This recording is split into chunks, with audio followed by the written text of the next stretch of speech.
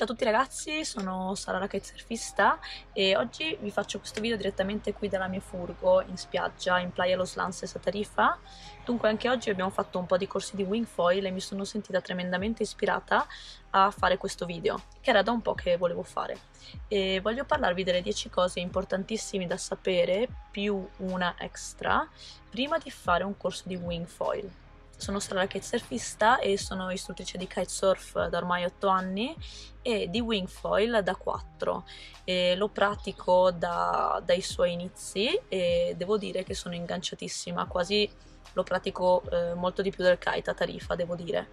Ma andiamo subito al sodo, iniziamo con le 10 cose importantissime da sapere prima di fare un corso di wingfoil. Queste cose sono un sunto di tutte le domande che mi vengono fatte nel corso di questi anni prima di effettuare un corso di wingfoil. Numero 1. Non è più facile del kitesurf.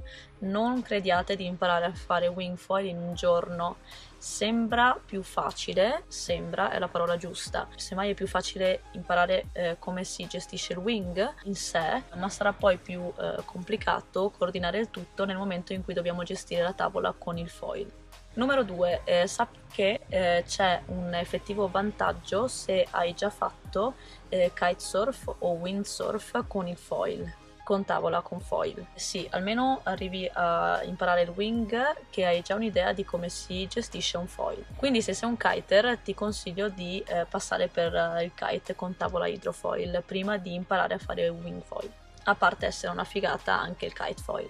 Punto numero 3, il corso di wingfoil non è meno costoso di un corso di kite. No, anche qui i materiali costano, anzi costano quasi più del kite e sono facili da rompere, soprattutto in fase di apprendimento, quindi inevitabilmente i prezzi del corso rimangono alti. Io ho già rotto un paio di wing nel corso degli anni, non è un problema, si riparano, ma ovviamente perdono il valore. E qui infatti si arriva al punto numero 4, il materiale di wingfoil è caro, sì, sono materiali costosi, soprattutto le parti di ala, mast e tavola in generale sono abbastanza care. Se vuoi farti un'idea dell'attrezzatura usata, c'è un sito, adesso wingfoil.com, te lo linko in basso, dove se vuoi ti fai un'idea un po' di prezzi. Il materiale nuovo è abbastanza caro. Numero 5. È più facile imparare wingfoil in flat spot, ovvero posti con acqua piatta. Sì, quando sei in mezzo al mare e devi stare in equilibrio in piedi su una tavola, sarai più agevolato e perdrai meno tempo se l'acqua è piatta.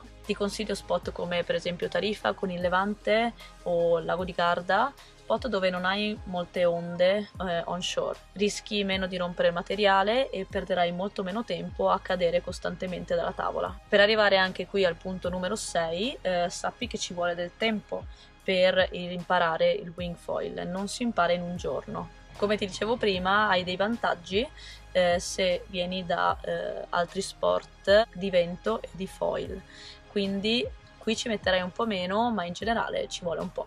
Punto numero 7, non è vero che servono delle braccia imponenti. No, è bene imparare la tecnica e quando impari la tecnica non ti servirà tutta questa forza. Sì, chiaro, è meglio essere in forma, ma non necessariamente con delle braccia allucinanti. Punto numero 8, sappi che anche qui il wingfoil è come una droga. Nel momento in cui inizi a volare in silenzio sopra l'acqua è stupendo, sarai inganciatissimo, te lo dico già.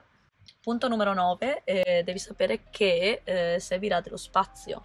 Sì, per esempio io ho il Ducatone, non è necessario avere il Ducatone, però ti servirà una macchina abbastanza grande per trasportare il materiale di wingfoil, soprattutto all'inizio che avrai una tavola grande. Il materiale di wingfoil la tavola soprattutto ha un po' di ingombro. Il wing no, il wing sta su uno zainetto.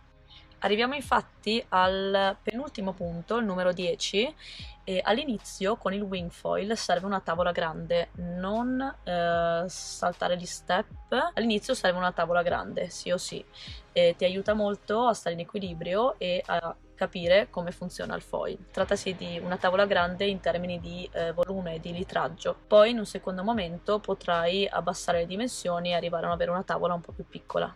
Per quanto riguarda l'infinito mondo dell'attrezzatura di wingfoil, farò un video a parte perché ci vuole un video a sé.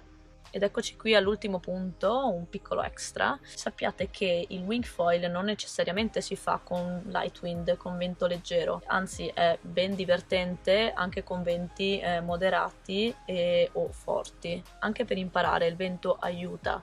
Poi in un secondo momento, quando avete la tecnica, sì che potete andare anche in spot di light wind. Grazie mille per essere arrivato alla fine di questo video. Se ti è piaciuto sarebbe graditissimo un like, se no un dislike. Se hai altri punti da aggiungere, mi raccomando, fallo nei commenti e spero che siano utili per tutti, ovviamente. Se vuoi farmi una domanda, qualsiasi domanda sul wingfoil, ti lascio anche il form in basso. Iscrivetevi, mi raccomando, al mio canale se volete stare aggiornati sui prossimi contenuti sul wingfoil. Da Tarifa è tutto, non vedo l'ora che sia domani che arriva una levantera per fare un po' di wingfoil. Vi saluto, ciao ciao, grazie mille, ciao ciao.